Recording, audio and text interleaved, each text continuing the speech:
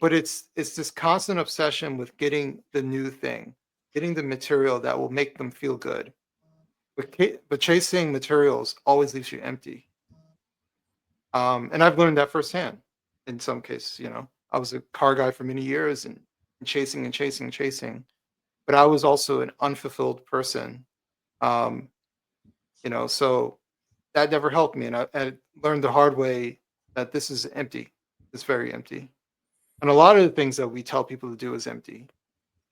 Reckless sex with random women and men, that's empty. There's not. When did that start changing, though, you think? Like, I mean, because like we haven't always been that way as a country and as a culture. I mean, do you think it was like the 60s sexual revolution like coincides with that a little bit? Or because this is interesting because like we used to for hundreds of years, thousands of years, it seems like. I'm sure there was maybe dips and maybe when the fall of Rome happened, maybe people were different, but where we used to really like hold the family sacred, especially in like religious context, like the Holy Family, right?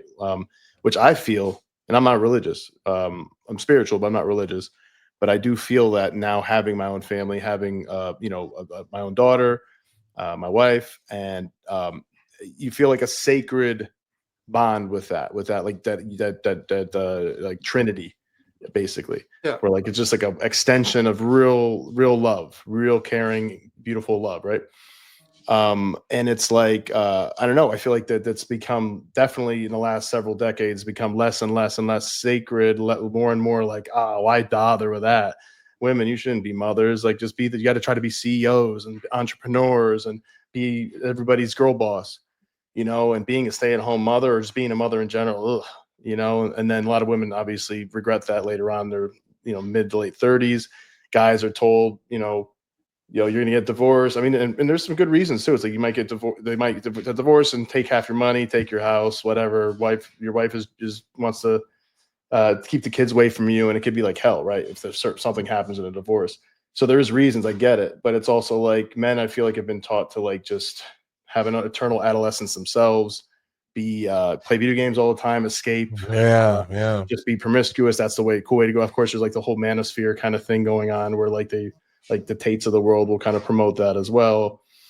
And then I mean, he also promotes having kids. He's all over the place. But you know what I'm saying? So I think there's just been an attitude. I think it's changing recently a little bit. Like there's kind of been a kind of coming back to conservatism, coming back to spirituality, religion a little bit in some sectors of online youth and that sort of thing. But it does seem like over the last couple of decades, that's been a thing where, it's just been people are like, no, just like continue to like party and travel and go out and have happy hours and brunches and stuff until you're fucking 100. Party and bullshit, baby. Yeah, and be a mom, dad, and a cat dad. Go ahead. Sorry, I didn't mean to. I'm wondering. So I'm wondering, what do you think? What Isaiah thinks? Like, what do you think that might be stemming from? Because I think there's that too going on. Well, I try not to be one of those people who talks about history in a sense, because I wasn't around and I'm not a historian or anything like that. Obviously, like I can only talk about 400 I wasn't around.